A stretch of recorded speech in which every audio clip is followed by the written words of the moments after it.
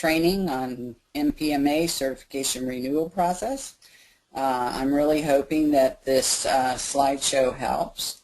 My name is Beth Green. I am the Vice President of Certification for NPMA, and my co-author, Kathy Seltzer, is the Vice President of Professional Development. So we put this together and we hope that it helps a great deal. Let's get started. And we're going to talk about the different levels of certification. I have spelled them out here: Certified Professional Property Specialist, Administrator, and Manager. All levels of the NPMA certification are eligible for recertification. The NPMA certification program requires that your highest level of certification be renewed every 5 years from the expiration date on your certificate. You may also find your expiration information on the website. We'll talk about that in just a moment. I'll have a sample for you. Also, you should receive an email reminder at 6 months out, and then 3 months prior, and on the day of expiration. Please note that if you have changed your email address and did not update your profile, you will miss any or all of those notifications. And remember, this is the only way we know how to keep in touch with you, is the information that you have provided on the data system. So let's look at an example where you might find this information. I've put my information up here, and if you note, I am a CPPM by reading my name, Roseanne Green, CPPM. And then down at the bottom, now don't get the two mixed up, there's a membership due date and there is a certification expiration date. So note that. Mine, CPPM, will expire in September of 2019. So I should receive a notification 6 months out, and again, 30 days. I have to go back to my notes and get that right. Let's see, it is 6 months out, 3 months out, and then the date of expiration. So you need to log in to see this information. If you just go to npma.org and you don't log in the member area, you will not see any of this information. So this is just a screenshot, and hopefully that'll help you get there. The Certification Renewal Continuance form is to revalidate your certification. You do that by participating in educational or training classes or attending workshops, etc., with an emphasis on property management. This will validate your pursuit of educational growth as a property professional. That is what is required by a renewal process and certification. I've had people say, gee, I went to a university and I got my degree and I will never lose that, but you're making me renew this. You have to stay current in your profession, and that's what we're doing here, is revalidating your certification. So you must submit this information to us on this application every 5 years. In the next slides, we will talk more about how you might prepare for and notate the various requirement opportunities over the coming 5 years. So please don't wait till the 5th year to try to recap that information. Start collecting it as you go, and hopefully you'll put it in a nice file either on your computer or in a drawer, a nice file that says renewal. Let's go over the form. The application instructions. There is some disparity between what this form says and the actual website, the Certification Governing Board is working on changing this area to give some extra time to get the form filed by offering an extension, but it may have a late fee added to the renewal cost. Be looking for that information on the website, as well as it should come out in some kind of news media to let you know of the changes. What we say and do today may change, so be careful. What do you mean by what do I mean by supporting documentation? This is training you may have taken at many different places, and we will need proof or a record that you attended. So a certificate will work, or listing of classes from other places that you took. Note that we are NPMA. We wouldn't have access to all educational places, so we need you to show us what that was. And this would also help you track your CEUs, or continuing education units. Later we will talk about how to cross-reference your information.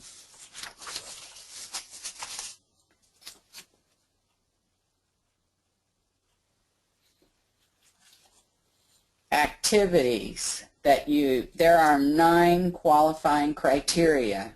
You only need to document 3 of the 9.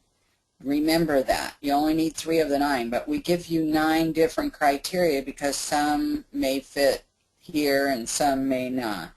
So remember, on the last slide I added that we would get more into how to cross-reference your material.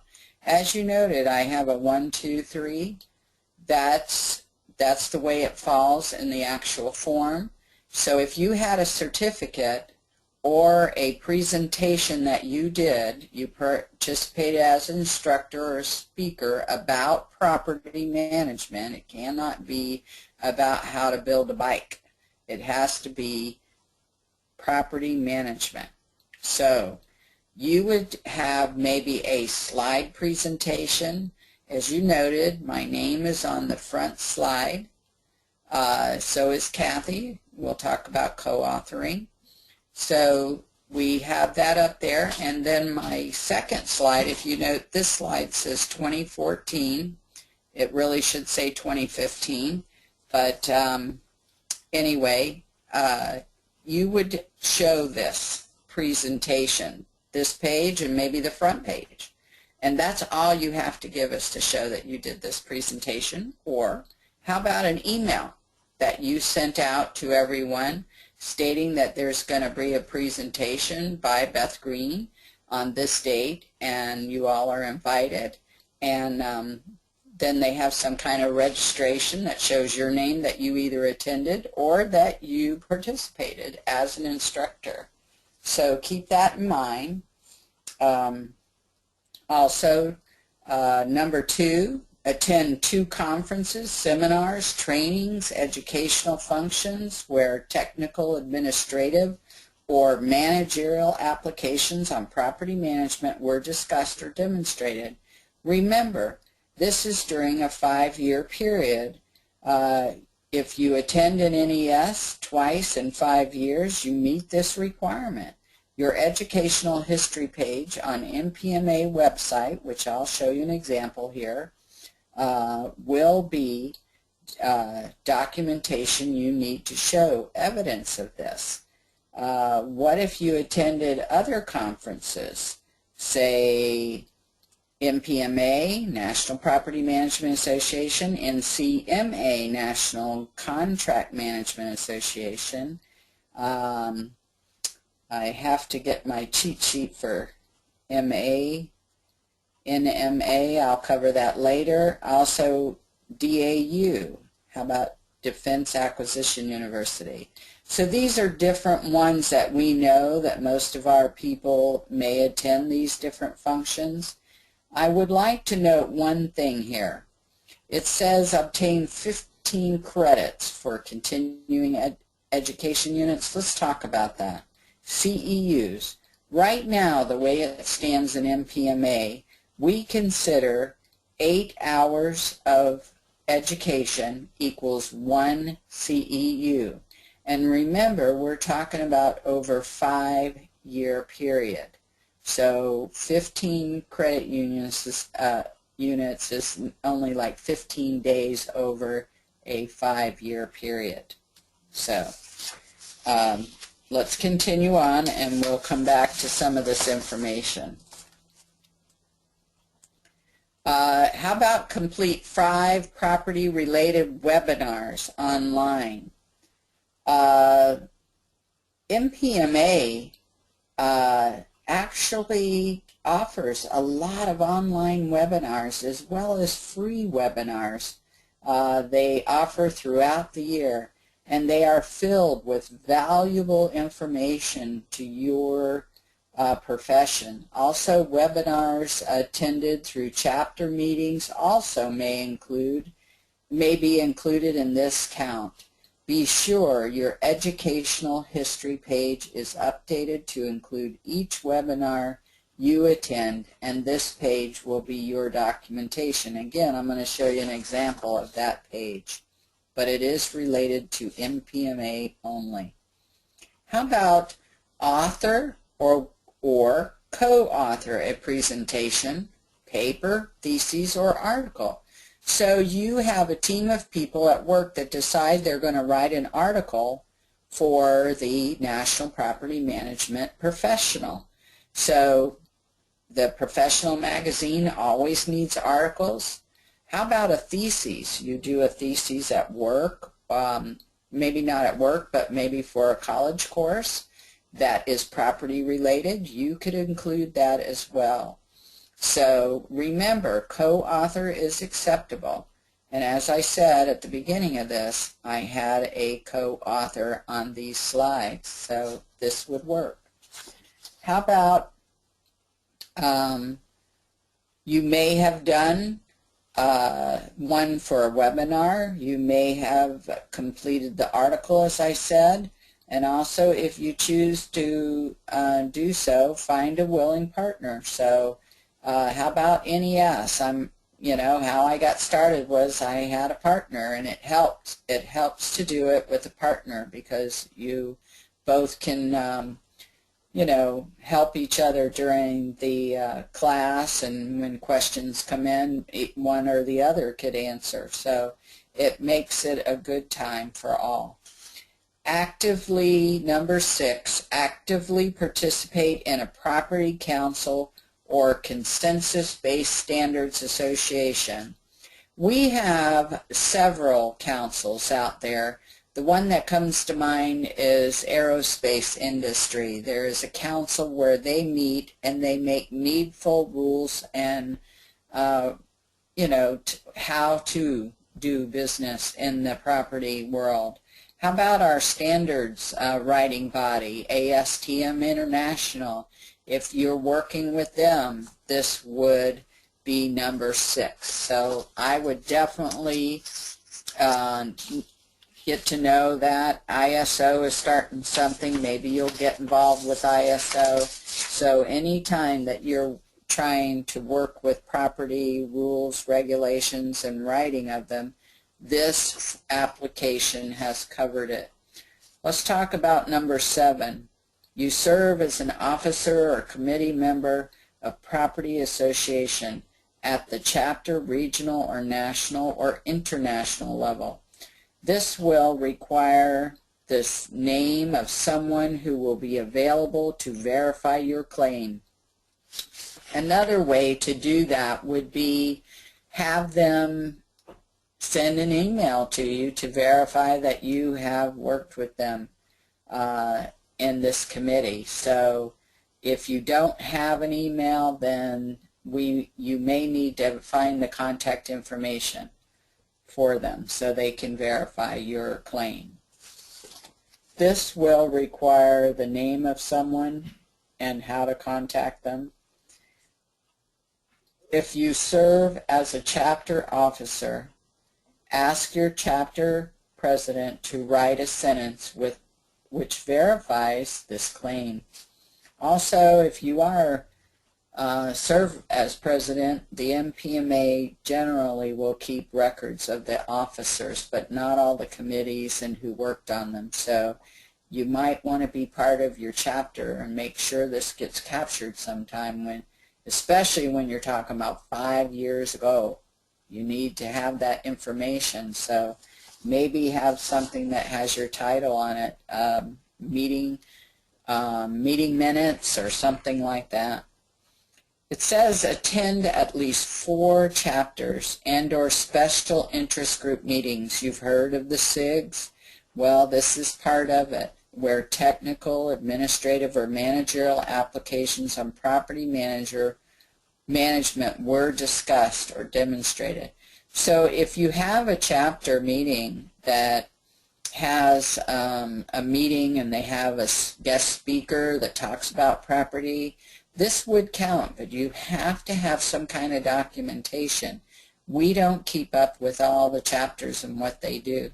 How about virtual meetings that are available to you through NPMA? So those would count as well as a chapter meeting if they discuss property management. How about work in or supervise property-related position during the 5-year period? This is for everyone. Everyone has to sign here, so don't forget to sign, and please, please don't forget to get your manager's signature on that form as well. It will come back to you. You will need to show something that says you worked there with your name on it. So let's say you have 2 positions in that 5-year period. If you still have contact with the other company and someone would say vouch for you, how about a pay stub? A pay stub with the name of the company and your name on it. Please take off your personal information like your wages. You can black it out and scan it in. Don't give us your social security number, please. But just something with your name on it and the company's name on it. How about an email that you sent out to everyone? If you could capture that. It's going to be hard to do that once you've left that company, but keep that in mind when you're keeping track of your documentation over a 5-year period. How about a position description? I said pay stub. Position description would work. But don't forget to take your personal information off except your name.